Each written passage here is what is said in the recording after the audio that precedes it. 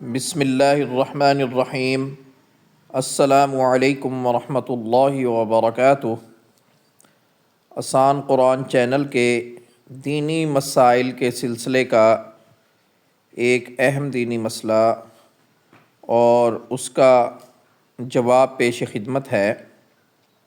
شادیوں کے مواقع پر اکثر حق مہر سے متعلق سوالات لوگوں کے ذہنوں میں آ رہے ہوتے ہیں، پوچھے بھی جا رہے ہوتے ہیں کہ حق مہر کی کم از کم مقدار جس کو شرعی حق مہر کہا جا رہا ہوتا ہے اور زیادہ سے زیادہ مقدار کتنی ہے۔ آپ نے نوٹ کیا ہوگا کہ کچھ لوگ مالی طور پر کافی اسٹرانگ ہوتے ہیں لیکن وہ حق مہر کی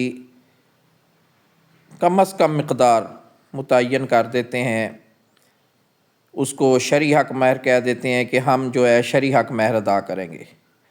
اور کئی جگہوں پر ایسا ہوتا ہے کہ مالی طور پر اگرچہ دولہا کمزور ہوتا ہے لیکن دلہن والوں کی طرف سے ڈیمانڈ ہوتی ہے اور اس کی وجہ سے جو حق مہر ہے وہ اتنا زیادہ مقرر کر دیا جاتا ہے جو دولہا ادا نہیں کر سکتا۔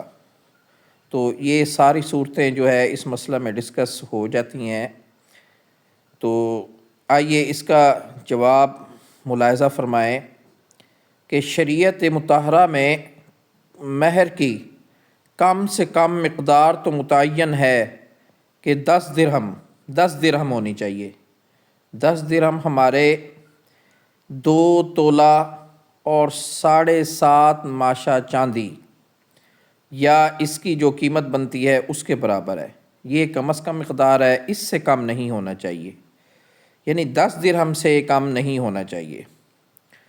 اور جو ہمارا وزن بنتا ہے اس 10 درہم کی چاندی کا، اس کی مقدار 30 گرام اور 618 ملی گرام بنتی ہے۔ یہ تو ہو گئی مہر کی کم از کم مقدار، لیکن زیادہ سے زیادہ مقدار متعین نہیں، بلکہ فریقین دولہا یا دلہن ان کے گھر والے باہمی رضامندی سے جتنا مہر بھی مقرر کر دیں وہ شوہر کے ذمہ واجب ہو جاتا ہے۔ غور کریں کہ ایک تو باہمی رضامندی دونوں طرف سے ہونی چاہیے۔ البتہ زیادہ مہر مقرر کرنا شرعاً ناپسندیدہ ہے، اس لیے مہر شوہر کی حیثیت سے زیادہ مقرر نہیں کرنا چاہیے، کیونکہ جتنا حق مہر مقرر کر دیا جائے تو شرعاً اس کی ادائیگی شوہر کے ذمہ واجب ہو جاتی ہے۔ ادا نہ کرنے کی صورت میں شوہر گناہ گار ہوتا ہے۔ محض رسم و رواج کی وجہ سے زیادہ مہر مقرر کرنا درست نہیں۔